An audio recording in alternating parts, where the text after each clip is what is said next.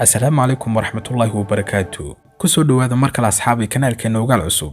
haddeen soo hadal qaadno hakarkii ugu halista badnaa ee Carbeed dabcan waxa laga yaabaa intiina ugu badan inay maskaxdeena ku soo dhacdo markiiba hakarka Algerianka ahaa ee muslimka ahaa ee lagu magacaabay Hamza bin Dallaj. haddaba maanta muuqaalkeena waxaan ku eegi doonaa waa kuma uu yahay Hamza bin Dallaj, sidee ayuu ka awooday inuu ku barto hakarka ama dhacaya jabsiga internetka, sidee ayuu ku caanbaxay oo adduunka oo dhan iyo gaar ahaan caalamul islaam uu kaga noqday mid caan ah, muxuu yahay ficilka uu sameeyay ka dhigay inuu weerariyo ay daba galaan ciidamada adduunka oo dhan, iyo sidoo kale masiirkiisu sidoo noqday ama halkii ayuu ku dambeeyay. insha Allah muuqaalkeena ay kaga jawaabi doonaa su'aalahan oo dhan. ka hor intaynaan bilaabin mowduucan ha iloobin inaad like saarto muuqaalka. mahadsanid.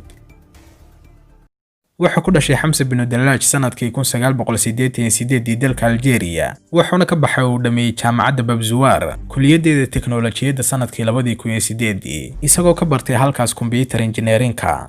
Hamza wuxuu bilaabay waqtigaas inuu ka shaqeeyo hagaajinta iyo samaynta qalabka ku shaqeeya korontada, wuxuuna intaa kadib bilaabay inuu ku kharash gareeyo oo ku bixiyo naftiisa wixii lacag ay soo gala sidii uu baran lahaa hakarka iyo wixii quseeyay la midka. muddadaas uu baranayay hakarkana waxay ahayd ku dhawaad 3 sano. kadib markii uu dhameeyay wuxuu bilaabay Hamza inuu dhaqaaqay inuu ku shaqo tago waxaan uu bartay, gaar ahaan wuxuu dhaqaaqay dhanka inuu dadka wax ku yeelayno oo wax ugu tarayo dhinacaas oo inuu noqday wax loo yaqaan ethical hacker ama hakarka edebta leh. haddii ay tahay markii koobaad aad maqlayso hakarka edebta leh, waan idin yara faahfaahin doonaa si aad u fahantaan.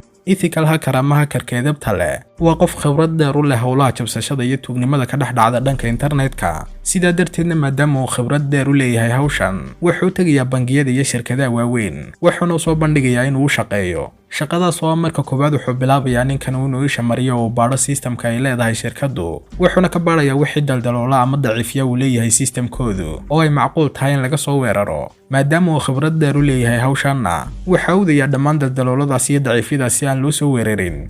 dabcan Hamzana wuxuu ahaa midkaas oo cidna waxba kuma yeeleen cilmigan uu soo bartay. shirkaduna waxay ku siin jireen shaqadiisan $10,000 inta u dhaxaysa $50,000 ilaa $100,000 kolba inta ay leegtahay shirkadu uu fulinaya hawsha.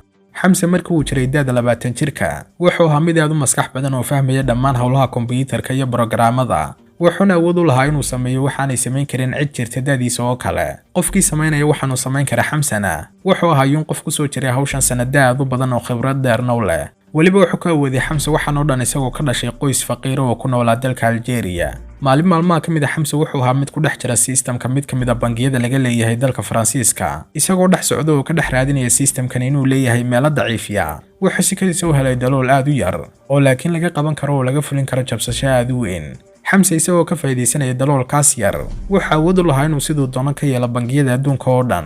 arrinkan kaliya kuma koobnayn bangiga uu ka dhex arkay daciifkan, laakiin wuxuu awood u lahaa sidoo kale inuu sidoo doono ka yeelo lacagta dhex taala wax ka badan 100 bangi oo ku kala yaala daafaha adduunka. markan wuxuu ku fikiray Hamza laba arrin: inuu arrinkan uga faa'iideystay inuu tago bangiga kadibna uu ka qaato qiimihii uu hore uga qaadan jiray shirkadaha oo ahaa $150,000, mise wuxuu dhex galaa bangiyadaas caalamiga oo dhan kadibna sida uu doono ayuu ka yeelaa lacagtan dhex taala. wuxuuna doortay Hamza doorashadan dambe, wuxuuna ka faa'iideystay daloolkaas aadka u yara. markiibana wuxuu ka xawilay lacag aad u badan akoon khayriya oo laga leeyahay dalka Thailand, sidoo kalena wuxuu ka xawilay oo ugu tabarucay lacag malaayiin dollar oo kale muassasaad iyo ururo khayriya oo laga leeyahay Falastiin iyo dalkiisa Jazaa'ir. waqtigaasna mid ka mid ah bangiyadii uu ka xawilay lacagta ayaa ku baraarugay in la dhacay lacagtiisii, oo waliba aan kaliya la dhicina bangiyada adduunka oo dhan ay ku jiraan xaalad aan wanaagsanayn. 24 saacadood ee ugu horeeyayna waxay awoodeen inay ka soo celiyaan dhammaan wixii lacag ahaa ee uu xawilay Hamza muassasaadkii khayriga ahaa. waxay awoodeen inay ka soo wada celiyaan dhammaan lacagtii oo ay wada xidhaan dhammaan akoonadii lagu wareejiyayna, laakiin waxaa jiray hal akoon oo ay awoodi waayeen inay xidhaan oo ay ka soo wareejistaan lacagta. halka akoonna wuxuu ahaa akoonkii gaarka ahaa ee Hamza bin Dallaj oo lagu xawilay isaga lacag ka badan $20 milyan. qorshaha ciidanku wuxuu ahaa inay waardiyeeyaan oo ay isha ku hayaan har iyo habeenba akoonkan, si marka qofkii iska lahaa akoonkaasi uu isugu dayo inuu kala baxo lacag ay u ogaadaan meesha uu joogo kadibna ay u soo qabtaan. laakiin qabashada Hamza ma ahayn mid sidaas u fudud. waxay waardiyeynayeen ciidankii xisaabtii ama akoonkii Hamza wax ka badan 3 sano iyagoo aanay muddadaas awoodin inay wax helaan. muddadaas oo dhanna Hamza wuxuu ahaa mid ku nool dalkiisa Algeria ilaa uu go'aansaday maalmaha ka mid ah inuu la safro qoyskiisii oo uu la safro dalka Thailand, wuxuuna bedelay aqoonsigiisa iyo wax kasta oo cadeynaya shakhsiyadiisa. markii uu siray Hamza hadda ayaanay macquul ahayn in la ogaado shakhsiyadaada, wuxuu dhaqaaqay dhinacii bangiga, markaasna wuxuu kala baxay akoonkii la ilaalinayay lacagtii ugu horeysay.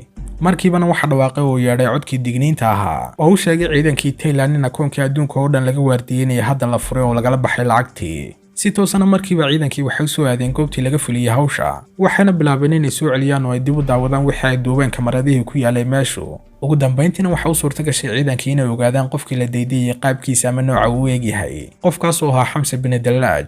waxay bilaabeen ciidankii inay baadhaan macluumaadkiisa waxayna ogaadeen inuu ku soo galay waddanka dhalasho been iyo magac been oo samaysa. si toosana markiiba wax lagu daadiyay sawiradiisii meel walba oo ka mid ah magaalada. laakiin nasiib xumo Xamse ma ahayn mid og waxaan dhacay oo dhan mana ogeyn in la ogaaday oo ka shifmay arrinkiisii. maalin maalmaha ka mid ah Xamse isagoo raba inuu ku laabto waddankiisa Algeria markii uu soo gaadhay madaarkii wuxuu ka kalsoomay ciidan badan waxaana la qabtay oo gacanta lagu dhigay Xamse sanadkii 2013 kadib markii ay iska kaashadeen xukuumadda Thailand iyo FBI-da iyo sidoo kale ciidamada Interpolka. waxa la qabtay Xamse waxaana lagu xidhay magaalada Bangkok iyadoo lagu soo eedeeyay dhowr eedeymood oo ay ka mid yihiin jabsashada bangiyada caalamiga iyo wareejinta uu lacagtoodii u wareejiyay kooxaha argagixisada siday sheegeen. sidoo kale waxay ku tilmaameen inuu ka mid ahaa 10 qof ee ugu halista badan adduunka ee lagu raad joogay. waxaana la qabtay Xamse isagoo sita kombiyuutarkiisa uu ka filin jiray hawlaha iyo sidoo kale chip yar oo si toos ah ula xiriira dayax gacmeedka. chipkan yarna kaliya waxa qaata dadka sameeya hawlaha jabsi ama ku shaqeeya hawshan wayna adag tahay qofka adeegsanaya chipkan yar in la soo dabagalo. haddii aad adeegsatana ma jirayo qofku soo dabagalayo oo ka ogaan kara meesha aad ku sugan tahay. sidaa darteed chipkaas yar ayuu ahaa wixii uu adeegsan jiray Xamse shaqooyinkiisan quseeya hakarka. wuxuu bilaabay Xamse isna dhinaciisa inuu difaaco naftiisa oo uu iska fogeeyay eedeymaha lagu soo eedeeyay. laakiin nasiib darro dhammaan isku dayadii uu Xamse isku dayay inuu difaaco naftiisa waxay ku soo dhamaadeen dhammaantood fashil. sababtoo ah ciidanku waxay hayeen dhammaan sawirradii iyo muuqaaladii laga qaaday markii uu la baxay lacagta. kadib markii la xidhay Xamse sanadkii 2013 may jirin cid ogaatay arrinkiisa manay jirin cid ka hadashay ilaa laga gaadhay sanadkii 2015. waqtigaas ayna bilaabeen dadku inay raadiyaan wiilkani qofka uu yahay oo ay ka hadlaan waxaana bilaabeen dadka inay faafiyaan beena iyo ku tirikuteena ka dhana wiilkan. sidoo kalena arrinka sii weynayay Xamse arrinkiisu wuxuu yahay mid ka mid ah warbaahinada laga leeyahay dalka Algeria oo faafisay in la dilay Xamse. waqtigaasna aad ayuu ugu faafay arrinka Xamse dowladda Carabta oo dhan gaar ahaan Jazaa'ir oo ahayd dowladdii uu ka soo jeeday wiilkani. dhammaan dadkiina waxay bilaabeen inay difaacaan oo ay u heeliyaan laakiin dadkan iyo warbaahinadana waxay ugu heelinayeen qaabaan waxba u tarayn wiilkan. waqtigaasna maadaama uu ahaa mid ku jira xabsiga wuxuu sheegay qoyskiisii in dadku ay joojiyaan warkan beenta ay faafinayaan sababtaa wuxuu sheegay inta iyagu isleeyihiin waxba taraysaan in ka badan inay dhibayaan wararkan beenta.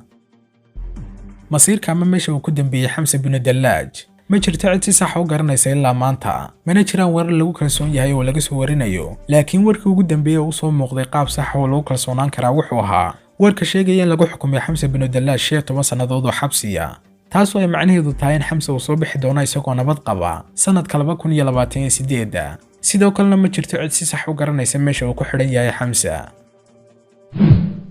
si kastaba ha ahaatee dadku arrinka wiilkan waxay u kala qaybsameen laba qaybood. qayb u aragta Xamse bin Dallaaj inuu yahay mujrim weyn oo dambiile ah kuna sababeynaya inuu xaday oo dhacay bangiyadii. waxayna sheegayaan dadkan in lacagtan uu wareejistay markaan la eegin meesha uu ku bixiyay inay lacagtan iska lahaayeen oo ay bangiyada u taalay dad masaakiin oo aan waxba samayn. sidaa darteedna dadkaasi waxaan uu sameeyay wiilkan waxay u arkaan dambiile mutaystay in la ciqaabo. laakiin qaybta kale waxay u arkaan iyagu in Xamse uu yahay geesi oo uu ku dhiiraday inuu xoojiyo qadiyadda Falastiin. sidoo kalena garab istaagay muassasaad badan oo khayriya sidoo kalena ku dhiiraday inuu caawiyo fuqaro badan oo ku nool dalkiisa Jazaa'ir. sidaa darteedna waxay u arkaan kuwan kale iyaguna Xamse bin Dallaaj inuu yahay geesi iyo halyeey. adigu sidee ayaad u aragtaa? noogu reeb insha Allah commentiga. sidaasna waxaan ku soo gaadhnay dhammaadkii muuqaalkeenan. ha iloobin hadduu ku qanciyay muuqaalku inaad like saarto subscribe na saar haddii aad ku cusub tahay channelkeena Ogaal Cusub. waad mahadsan tahay.